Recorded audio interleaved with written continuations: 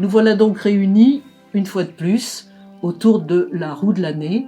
Nous avions, il y a quelque temps déjà, évoqué le solstice d'hiver et tout son attirail de fêtes, de croyances, de rituels. Le temps a passé. Nous avons, sur une autre chaîne, parlé d'Imbolc en son temps. Et nous reprenons maintenant le cours des saisons avec Beltane. Beltane, Beltane, Beltine, comme vous voulez. Je vais quand même revenir sur Imbolc parce que lorsqu'on parle d'Imbolc, on a tendance, nous, dans nos latitudes, à penser au froid. Au froid de l'hiver, on est encore dans des moments sombres et glacés. Mais dans le calendrier celtique qui nous intéresse, Imbolc, c'est le printemps. Et le printemps, puisqu'on nous explique bien que Sainte Brigitte, qui est la sainte qui a succédé à la déesse irlandaise, trempe ses pieds dans l'eau et qu'après ça, l'eau ne se refroidit plus. Ça veut dire que la saison se radoucit. Donc, ce jour où nous allons parler de Beltane, eh bien, nous célébrons l'entrée de l'été. Et cette composition du temps, cette composition du calendrier, que j'appellerai, disons grossièrement, à la mode celtique, va se prolonger assez longtemps en Europe, puisque au XIVe siècle, à la fin du XIVe siècle, un chroniqueur liégeois qui s'appelle Jean d'Outremeuse découpe ainsi le cycle de l'année.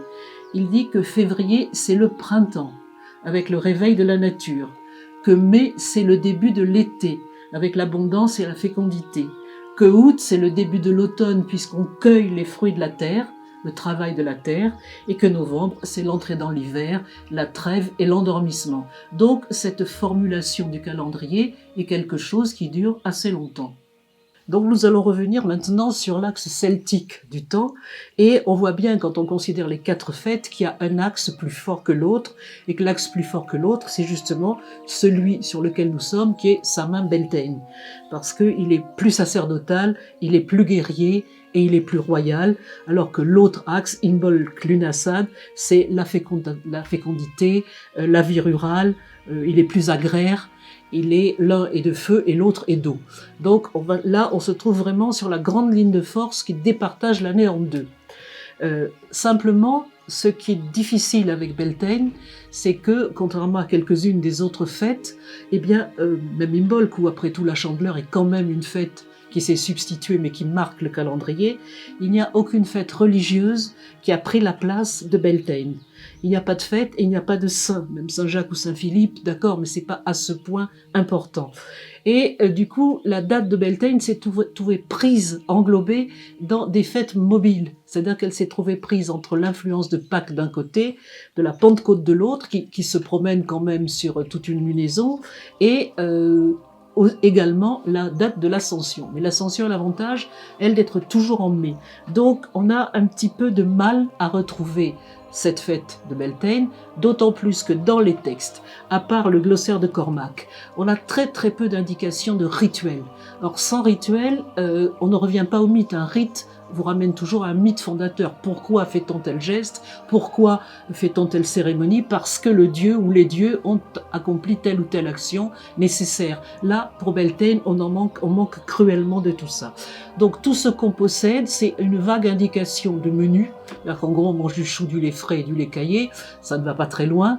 Et on n'a pas, par exemple, d'indication de banquet, on n'a pas d'indication de fête. Et on a aussi la grande remarque qui peut nous servir, c'est l'indication des feux druidiques sur les collines, des feux donc sacrés, des feux sacerdotaux, pas des simples feux de joie, allumés par les druides, par où le bétail passe entre deux feux, il passe en garantie de prospérité. Donc on se retrouve avec une fête qui est à la fois une fête des druides, donc une fête sacrée, et une fête de la fécondité.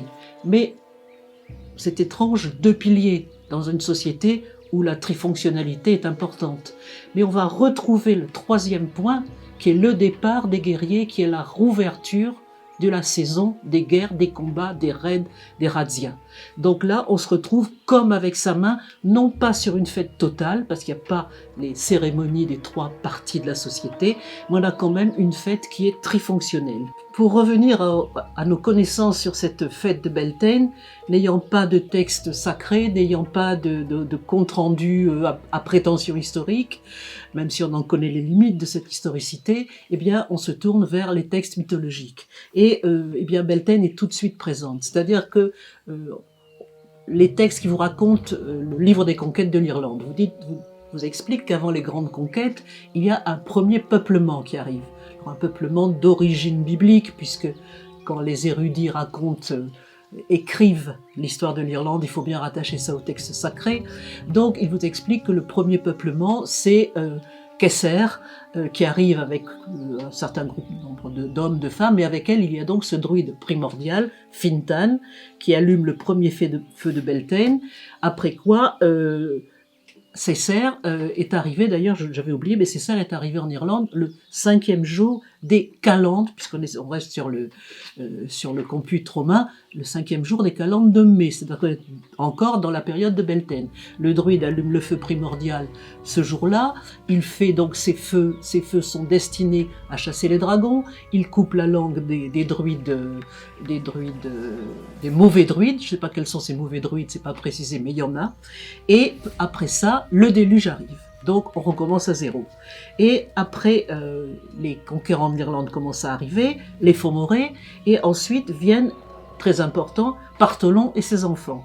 Et Partholon et ses enfants arrivent pour Beltane, et une peste finira par s'abattre sur ce peuplement, et Partholon mourra de la peste à Beltane. Donc son destin est englobé par les 2 dates de Beltane.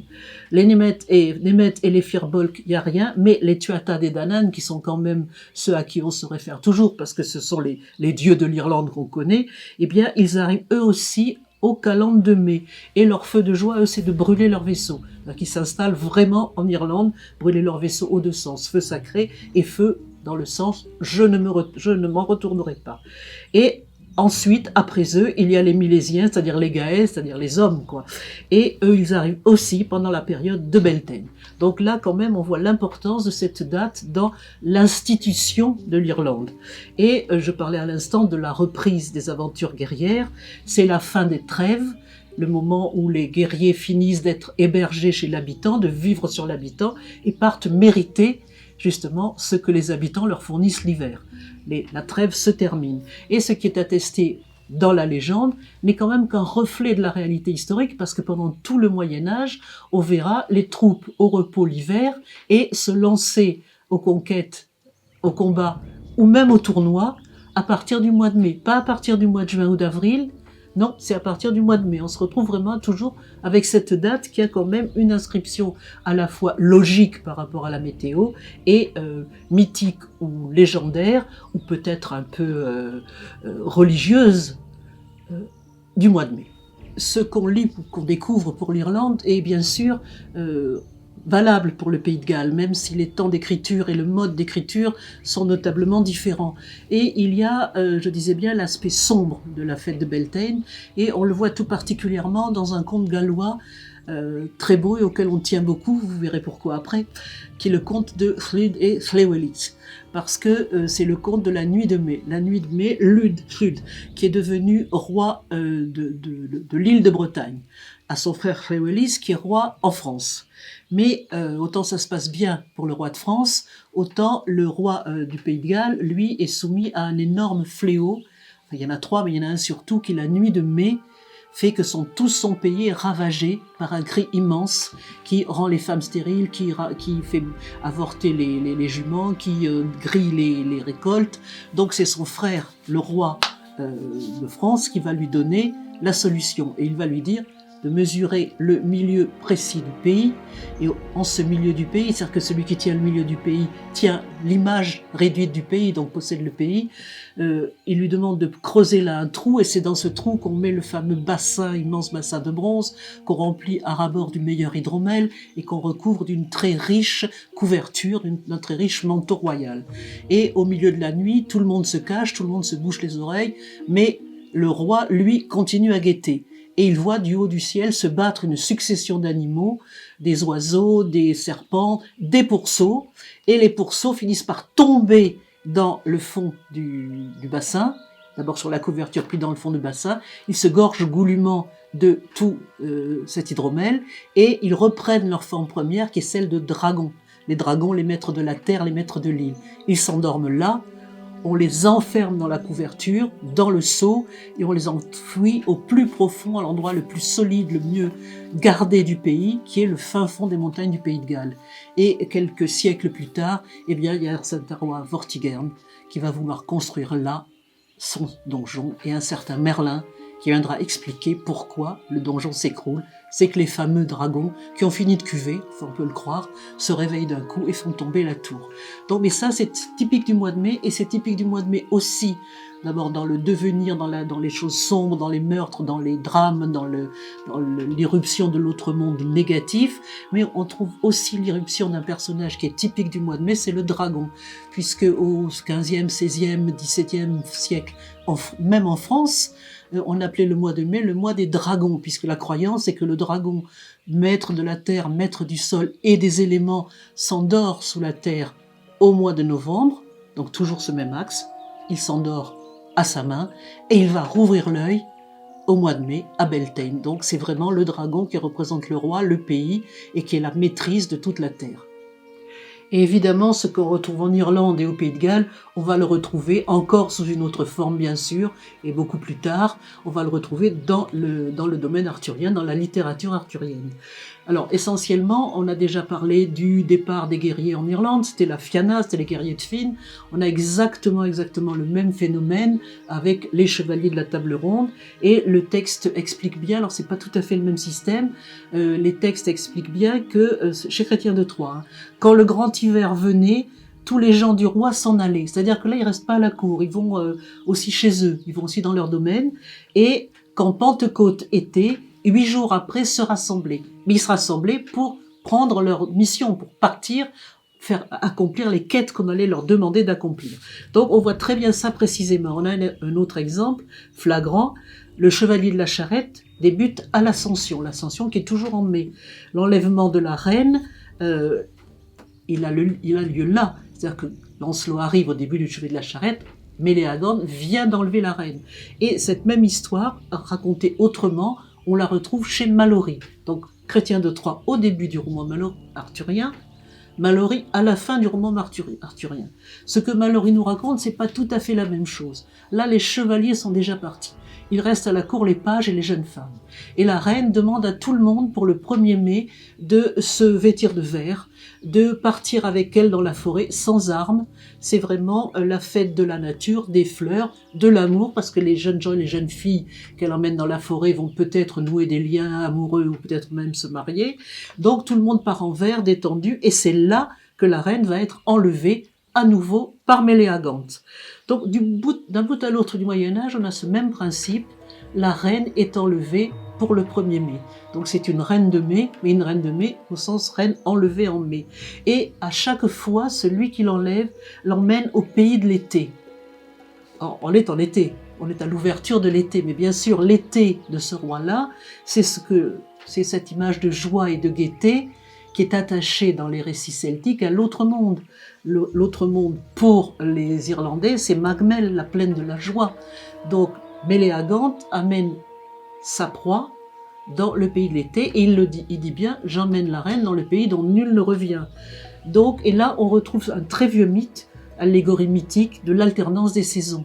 C'est toujours la reine qui se déchire, le roi de l'hiver et le roi de l'été, le jeune homme et l'homme âgé, le chêne et le hou, disent certains, et c'est un modèle qu'on va retrouver dans l'Antiquité grecque avec Hadès et Perséphone, c'est un modèle qu'on va retrouver chez les Gallois avec Blathnat et le roi Courant.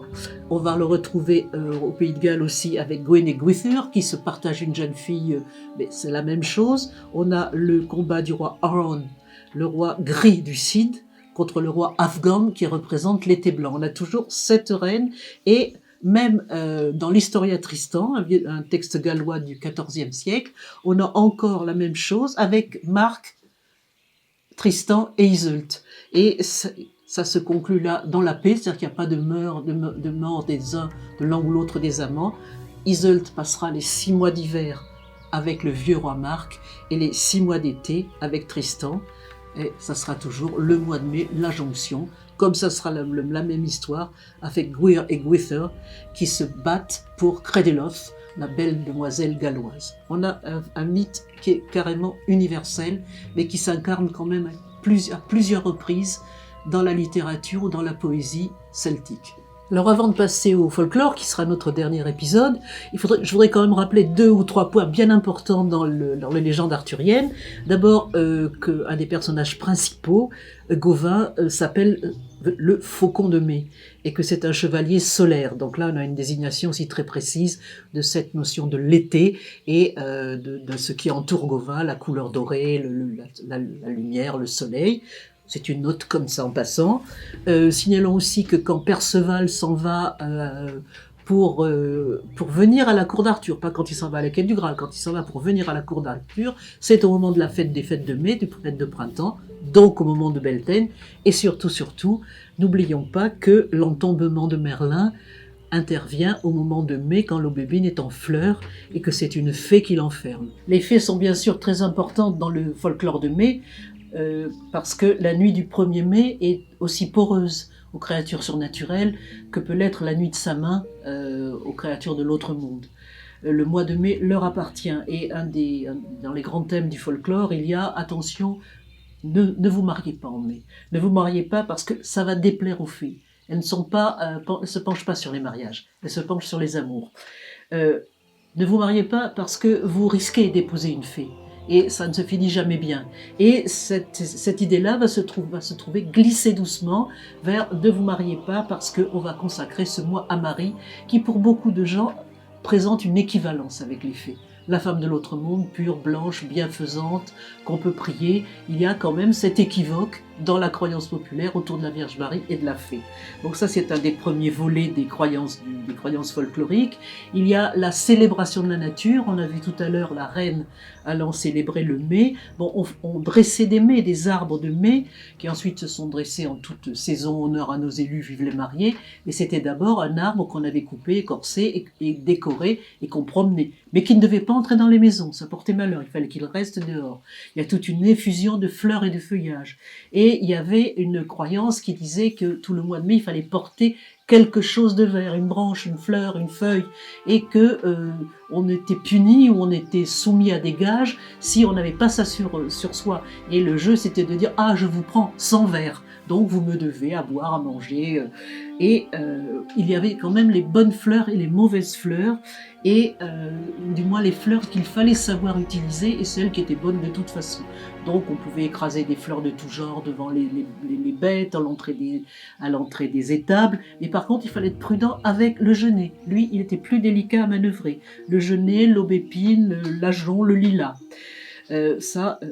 Évidemment, les cabanes vertes au milieu de la forêt où on allait se réunir gentiment, à 2 ou plus, mais il y avait quand même encore quelques risques qui étaient les seins de glace.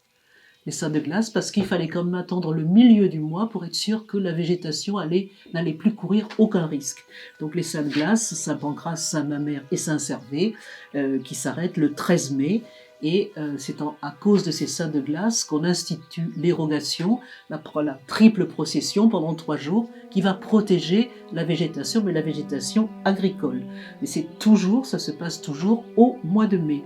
Et toujours en hommage aux fées, en hommage à ces anciennes reines de mai comme la reine Guenièvre, et en hommage à la Vierge, eh bien, il y avait ces petites filles qu'on habillait en reines de mai, souvent des petites filles ou des petites jeunes filles, très richement parées, et on les promenait comme sur une chasse. Et c'était surtout dans le sud de la France, et on quêtait pour elles, et ça finissait en repas, en gâteau. Et cette tradition-là existe aussi en Irlande, et on la compare beaucoup à celle de Sainte Bride, à celle de Sainte Brigitte, parce que comme en Irlande, c'est pas forcément une petite fille, ou plutôt généralement pas une petite fille, mais une poupée d'osier, une poupée de paille, voire même le bâton de la baratte qu'on habille en blanc et qu'on promène. Donc on a toujours cet honneur donné aux reines de mai. Et aujourd'hui, de tout ça, qu'est-ce qui reste ? Eh bien, il reste une croyance qui arrive à la fin du Moyen-Âge, à la grande période de la sorcellerie, qui est celle qu'on appelle aujourd'hui la nuit de Walpurgis. La nuit de Walpurgis, donc, dont on a le premier témoignage en 1591. Un chroniqueur allemand écrit, je cite, le bruit court que la nuit des calendes de mai, c'est toujours les calendes de mai, les sorcières de toute la Germanie, après s'être enduites d'onguents, sont transportés à une grande vitesse dans le pays des Bructères, au sommet des monts Blocksberg, donc c'est le Harz, sur le Brocken, le fameux Brocken où il y a des apparitions, il y a ce halo, ces gloires mystérieuses.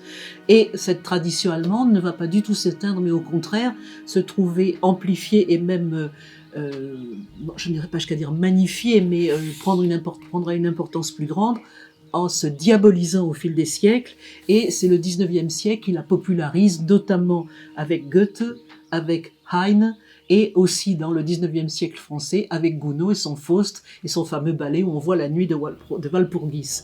Et en plus, cette période, c'est aussi un petit peu celle où il y a souvent cette lune inquiétante qu'on appelle la lune rousse. Non pas qu'elle soit rouge, mais c'est une période où le froid peut revenir, et dans la nuit, presque diaboliquement, la végétation se trouve toute roussie et la nature exultante se trouve brûlée. Donc on a encore une idée de quelque chose d'un peu sorcier, de quelque chose de l'ordre du feu diabolique à ce moment-là. Donc on garde toujours un ensemble qui est plus ou moins cohérent, mais qui se compose des mêmes éléments. Et aujourd'hui, aujourd'hui, on a toujours ce besoin de renouer, ou de prolonger, ou de recréer un temps ancien, et on en trouve autour de nous beaucoup. Beaucoup de nos amis font leur hôtel de Beltane, font leur dévotion de Beltane, mais moi je trouve un point particulier qui m'a frappé il y a longtemps, c'est qu'à la fin des années 80, en Écosse, un groupe de reconstitution s'est voué à reconstituer à Édimbourg, à partir de la colline sacrée de Calton Hill, les deux grandes fêtes de l'axe principal, Samhain et Beltane.